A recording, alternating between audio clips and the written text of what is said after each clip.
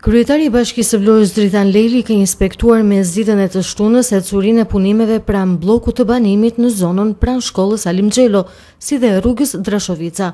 Sipas Lelit, prej disa kohësh po punohet nga Bashkia e Vlorës në këtë projekt, me qëllim edhe rikualifikimin si dhe sistemimin e ujrave të zeza dhe atyre të bardha.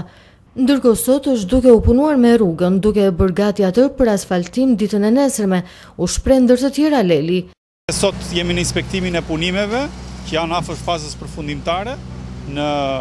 këtë kompleks banimi që fillon që nga gjyqi i vjetër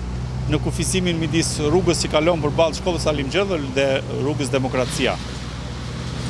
Po punohet prej disa muajsh nga Bashkia e Vlorës në këtë projekt kaq të rëndësishëm, në të cilin janë përfshirë rehabilitimi i gjithë sistemit të ujrave të bardha, rikualifikim i ujrave të zeza, të cilat vlen të them që kanë qenë shumë të dëmtuara në këtë segment të kësaj lagjeje, dhe besoj duke filluar nga nesër në mëngjes, që shikoni, sot është duke punuar me shtresat e në rrugës, duke bërë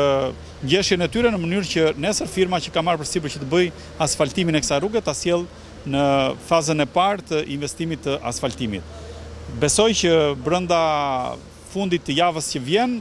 kjo pjesë e lagjes do të jetë e përfunduar, duke vazhduar dhe me segmentet e tjera, siç është rruga nga mbas kopshtit deri tek rruga tek gjyqi i vjetër. Në këtë segment jo vetëm rrugor, po dhe të gjithë pjesës në hapësirën e të gjithë lagjes janë përfshirë gjelbërim, ndritshim, vende parkimi për makina të cilat është zgjedhur, siç e keni parë, një mënyrë më miqësore me natyrën, duke lënë hapësirat e parkimit të makinave të gjelbëruara, dhe sigurisht që është rekonstruksioni i hapësirës përreth kopshtit. Hapësira përballë kopshtit do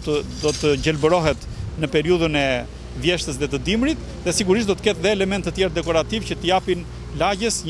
tërësisht një vizion të ri banimi. Në këtë pjesë kjo është një lagje dhe nuk është se ka pas bllokim të qarkullimit të automjeteve. Sigurisht deri sot kemi pasur një mbështetje të qytetarëve, pavarësisht vështirësive që projekte të tilla krijojnë në territor. Megjithatë, bashkëpunimi me komunitetin ka qenë shumë i mirë. Investimi në këtë bllok banimesh përfshin ndriçimin, gjelbërimin përreth kopshtit si dhe vendet për parkime.